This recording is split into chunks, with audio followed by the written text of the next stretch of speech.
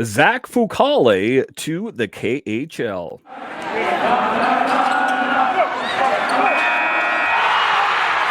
Your Locked On Capitals, your daily podcast on the Washington Capitals. Part of the Locked On Podcast Network, your team every day.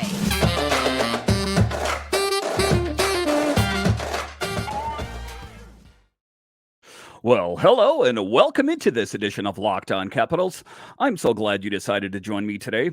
As always, this podcast is free and available on all the major platforms. And I want to thank you for making this your first listen or view of the day. Yes, this podcast is also available in video form, so head on over to YouTube and check it out. My name is Dan Holman. You can find me on Twitter. It's at DanCaps218. You can find the show on Twitter. It's at Locked On Cap. So in this edition of Locked On Capitals, I give you the latest on Rasmus Sandin and his status. Later in the show, I will talk about Nick Backstrom and what the plans are for him next year. But just to get it going here, Zach Fucale to go to the KHL. And it's one of the things that I had heard about for quite some time from different people on the Twitter sphere. You know, you take a look at Hunter Shepard and Zach Fucale, two UFAs. Who are the Bears going to go with? It didn't seem like they were going to be able to go with both of them. So we hear today that Zach Fucale will be headed out to the KHL next season. We wish him nothing but the best, but it's interesting to me how things can change from one year to the next. Last season, Zach Fucale seemed like he was the guy that was kind of primed for bigger and better things in the Bears and the Capitals organization. And then all of a sudden, Hunter Shepard kind of rose to prominence. And all of a sudden, he is the guy that is like the next greatest goaltender potentially on the big team at some point here. So it is interesting to see how things can change from one year to the next, but we wish Zach nothing but the best here.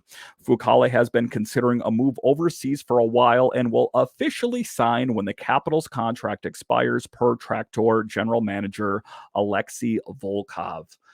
So oftentimes you do hear about these players that go overseas to work on their game, you know, whether it's in Russia or the Swedish Elite League or, you know, wherever around the globe to work on their game. There's various leagues all around the globe.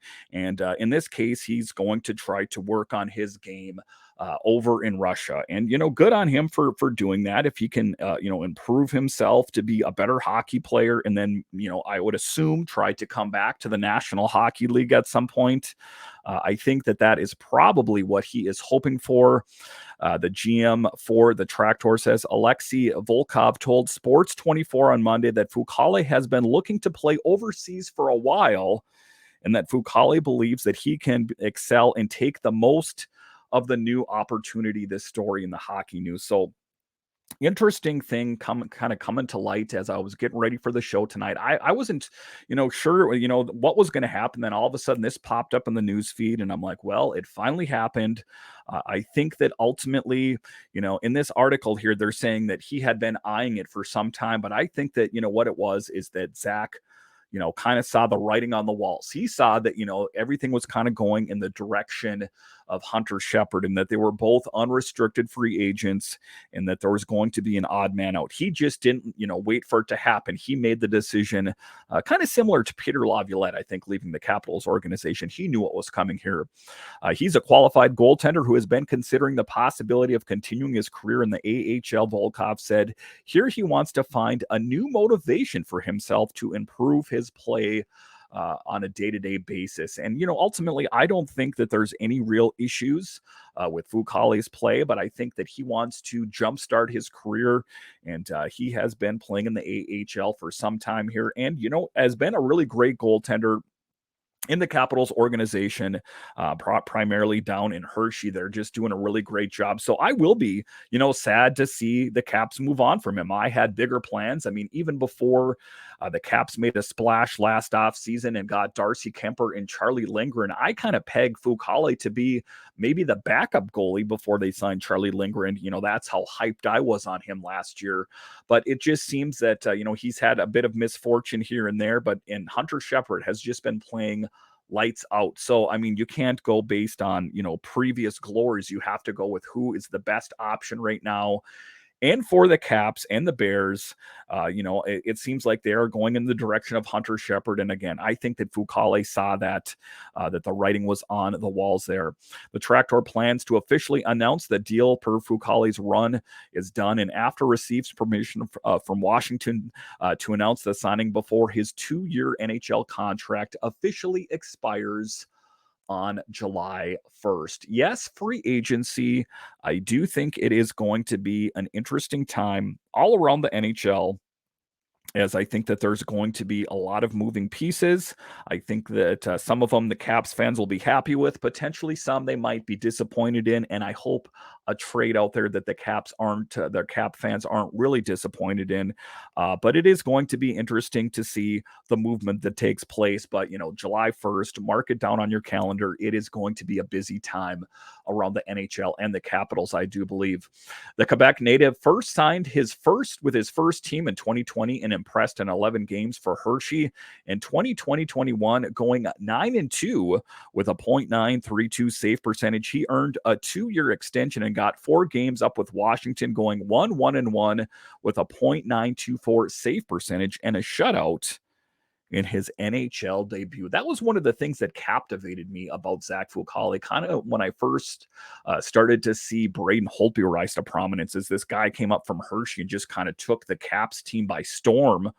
I kind of thought that Zach Fucale had a little bit of DNA in his game similar to Braden Holtby. But as it turns out, it's going to be the last season for Fucale in the Caps organization. Over the last 2 seasons, Fucale has seen his role change with Hershey as he went from the surefire starter to splitting the crease with the rising goaltending prospect Hunter Shepard.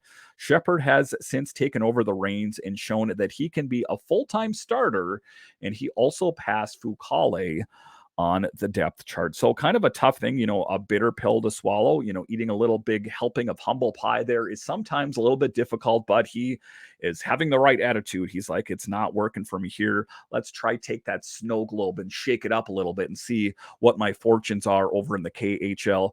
Really can't fault him for doing that. So what does that mean going forward in the Caps organization? If they subtract one goalie, that means they're going to have to add another one. Well, the one thing that the Caps have in spades is netminders and prospects. With Fucale headed overseas, Washington can see Clay Stevenson make the full-time jump to the AHL level. I am very excited about this. I think that I like Clay Stevenson's game. I've read his scouting report. I've seen some of the games that he's played. I think this is going to be a really great tandem down in Hershey, just so long as Hunter Shepard signs a new deal with the Bears. Wouldn't that be something if they don't get a deal done there and he ends up going somewhere else? But in any event, there is a plethora of different options in the pipeline. You also take a look at Garen Bjorklund and Mitchell Gibson. So there are a lot of good options. I mean, some of them are more in the direction of being NHL ready, and some need to stew a little bit more in the AHL or ECHL. But I do think Clay Stevenson will be another great option. Clay Stevenson make the full-time jump to the AHL level. Meanwhile, Garen Bjorklund, if healthy, will get his chance to show what he can do with the ECHL's South Carolina Stingrays, and a Mitchell Gibson, who signed his entry-level deal with the team in April, will move up a notch on the depth chart. So excitement in the goaltending department, primarily in the AHL and ECHL affiliate, but future Capitals goalies ostensibly.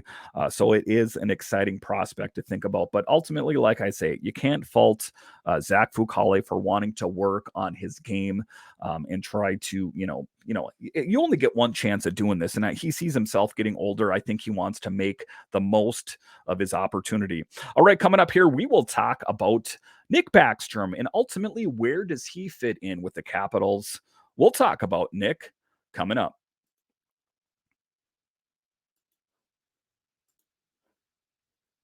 For a championship team, it's all about making sure every player is a perfect fit. It's the same when it comes to your vehicle. Every part needs to fit just right, so the next time you need parts and accessories, head to eBay Motors. With eBay Guaranteed Fit, you can be sure every part fits right the first time. Just add your ride to My Garage and look for the green check to know if the part will fit or your money back, because just like in sports, confidence is the name of the game. And when you shop at eBay Motors, and with over 122 million parts to choose from, you'll be back in the game in no time. After all, it's easy to bring home a win when the right parts are guaranteed. Get the right parts, the right fit, and the right prices on ebaymotors.com. Let's ride. eBay Guaranteed Fit, only available to U.S. customers. Eligible items only. Exclusions apply.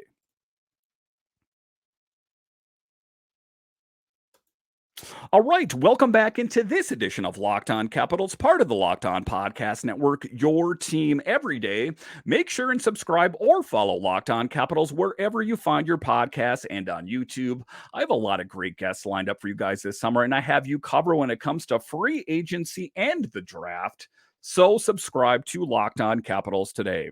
All right, in this next segment here, we are going to talk about Nick Backstrom. As we know, he had that hip resurfacing procedure done last year, and there were some kind of cryptic words by Brian Maclellan in the postseason presser there, talking about his future on this team. And, one of the things that Mac had said is that he hasn't seen, a really favorable return rate for players that have had this kind of procedure done. Nick Backstrom did come back much sooner than anyone thought. Some people thought it was going to be not until the beginning of next season. But as it turns out, he came back in January, and kind of to mixed reviews. I know that it was a victory in the fact that he came back to the team, but he wasn't really the Nick that we remember. And, there's a lot of interesting things. There's a lot of moving pieces, just to kind of take the face off the clock and look at the gears of Nick Backstrom. It's kind of murky here, to say the least, because the Caps are in an interesting position as they pay Nick Backstrom a lot of money.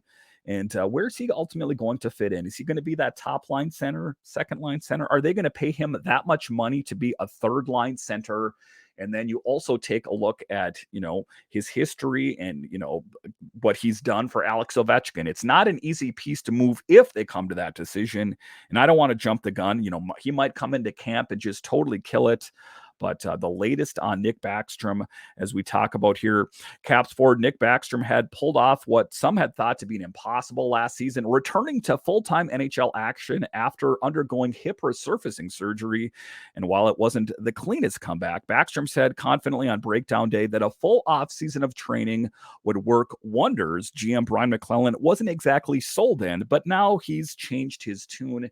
This piece in the Hockey News talking about that. And I think that to a certain extent, when Brian Maclellan made those comments, they were kind of knee-jerk reactions. Like, his team that he's the GM of did not make it to the playoffs for the first time in a long time. So he was kind of his emotions were kind of probably all mixed up. And then you take a look at one of their steady eddies, Nick Backstrom, who has been, just a solid player on this team for the longest time. And to see him kind of play at not 100%, I'm sure probably kind of, made him question some things. But then NHL.com's Tom Galletti spoke with GM Maclellan on Thursday, and the GM stepped back on his comments about Backstrom needing to make a decision on his future and said that the 35-year-old will be back for Washington in 22-23, barring any setbacks over the summer. And I have not heard anything more from Backstrom. I don't expect we will. He may come to a conclusion this summer saying, I plan on hanging up the skates. But the one thing that Nick Backstrom has is swagger and confidence. I remember before he had the procedure done, he said, listen, guys, I'm telling you, I don't want to have this procedure done, but I can't play with my kids. I can't even tie my shoes. I have to think of my life outside of hockey. So what did he do? He went out and got a hip resurfacing procedure done, and he was able to move around well for the first time in a long time. And when they talked to him about if he was aware of the success rate, he said that actually he is aware of it, and he actually knows a player that played over in Sweden that had a double hip resurfacing procedure done and was able to come back and play. So it's not, a carbon copy, one size fits all on how you're going to return from this procedure. I guess it's going to be interesting to see what Nick Nick Backstrom we get next season. We've had a couple conversations about where he is health-wise. I think he's deserved a chance to see what he can do in the offseason and come into camp and see where he's at health-wise. Mac told Glitty it's a major surgery, so I don't know that anybody knows exactly where he's going to be.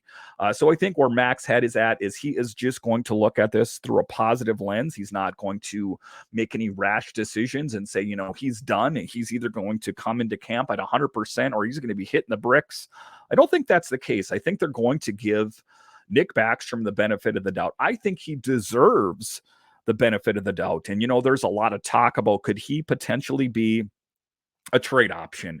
And the thing to consider is that the rest of the NHL can look at the back of his hockey card. They know who he was before. They know who he is now.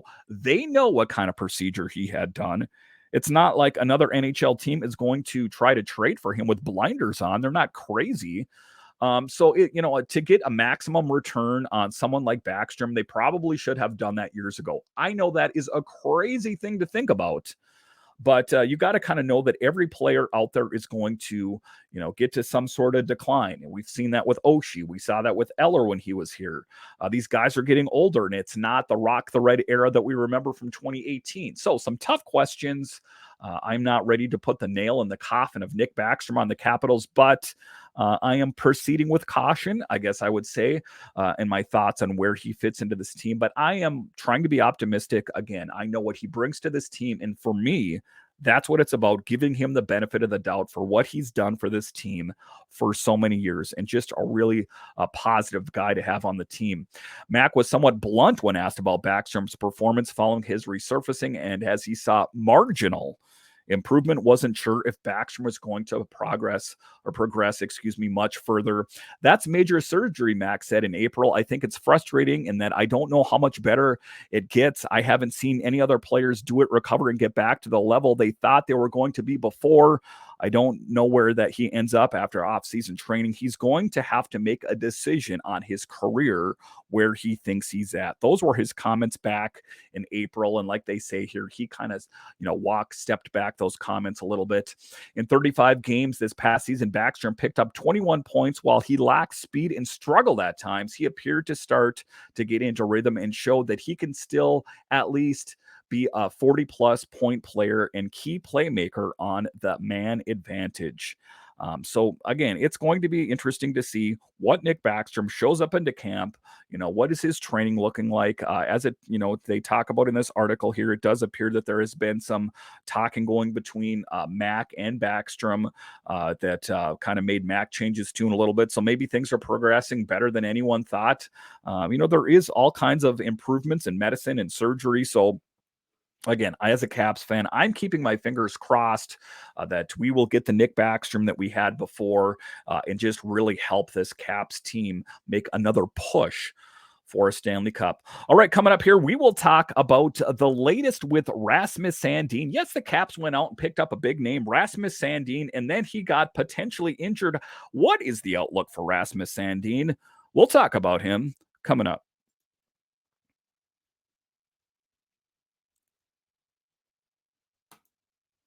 All right, welcome back into this edition of Locked On Capitals, part of the Locked On Podcast Network, your team every day. So at the World Tournament, a few weeks here, a couple of weeks ago, I was outside mowing the lawn, and then all of a sudden in my pocket, I'm on the riding mower, and I feel my pocket vibrating, and I'm like, what in the world is going on here? I'm getting all these tweets coming in, and I hear that there was a knee-on-knee hit on Rasmus Sandin. Yes, one of the blue liners that the Caps picked up from Toronto. They flipped that first-round pick from Boston, sent it to Toronto, and they got, what is perceived to be that young defenseman that they were looking for. And then, he's playing in the Worlds in knee-on-knee contact with Isimont, and I'm thinking to myself, why did this happen? And I know that you can't live your life, wrapped in bubble wrap, but and I've heard quite a few things online about people. They're saying, well, he's playing for his country. And I understand playing for your country, but he is under contract with the Washington Capitals. They are the ones that are paying him the money. Is the World Championship there? Are they paying him his wage? No, his check is being cut by the Capitals organization. Ted Leonsis as the owner. That is why it is a big deal for me. And that is sometimes why they question why these players play over in the Olympics, that sort of thing. That is where that emanates from. I'm not trying to diminish his, being patriotic for his country. What I am talking about, however, is he is signed contractually to play hockey for the Washington Capitals organization. So that is the biggest thing for me. The Caps breathed a collective sigh of relief to start the summer as GM Brian Maclellan shared on Thursday that Rasmus Sandin, a knee injury suffered at the IIHF World Championship, is not serious. And, why do we kind of jump to conclusions? We remember what happened to Tom Wilson in the first game of the playoffs against the Panthers 2 seasons ago. When I watched the game, I thought he was going to miss a shift and come back out. And then we heard through the whole thing, he's going to come back, and he's going to play the next game. As it turned out, he did not come back, not for a lack of trying. He tried to put some weight on his knee, didn't feel right. He didn't come back. And then he missed a good chunk of this last season. So I guess why this, has such great magnitude and it triggers such a feeling about this is that, Tom Wilson did that playing in a game for the Capitals in the National Hockey League, a team that is paying him. A bummer. You take Rasmus Sandin, who is under contract with the Caps, but he's playing for the World Championship for the IIHF. They're not paying his bills. That's what bugged me about it, and it still kind of bugged me. I'm glad, however, that he's trending in the right direction. The Caps defenseman was skating the puck out of the defensive zone in Sweden's round-robin game against Team USA when Mikey Eyssimont went in for a hit that resulted in a knee-on-knee collision, writes the Hockey News. And if I saw it, I watched the footage. I saw an isolation of the hit. I didn't have full context. I saw the hit where it was knee on knee, and then he just kind of skated away. And then, Rasmus Sandin was just kind of left, in a lot of pain, suffices to say. So it seemed senseless, and Eyssimont has since addressed it here. Sandin went down in visible pain and was helped off the ice and suffered a setback at practice a day later that held him out of the quarterfinal game against Latvia and ultimately ended his world's run. That is where the fear started to come in. If he wasn't, if he wasn't feeling well enough to help his home team win, how's he going to play next year? Eyssimont, who assessed a major penalty and game misconduct, was suspended for 1 game as he should have been. Looking back at the play, Eyssimont told Sportsbladet that he reached out to Sandin to apologize and that he did not intend to injure the Swede on the play. Of course he's going to say that, but it seemed so, like he did it on purpose. It seemed so deliberate that it was knee on knee, and then he just kind of skated away. These players know what they're doing. I mean, they've played hockey for a long time. It's not like you're dealing with a guy that's on skates for the first time and he's like, whoa, I didn't know that was going to happen.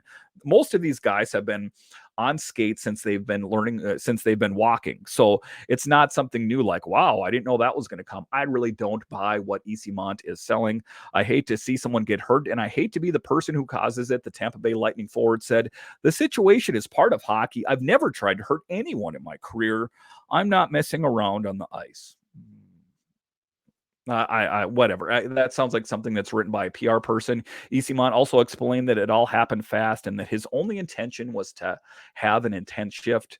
It was 2 shifts into the game, and I tried to play hard and forecheck hard, he shared. It was a lot of adrenaline, and it came out late, and I was going to stop him at the boards. It sucks. And again, I'm dealing with this with emotion just because I'm a fan of the team, and Sandin is poised to be that great guy on the blue line.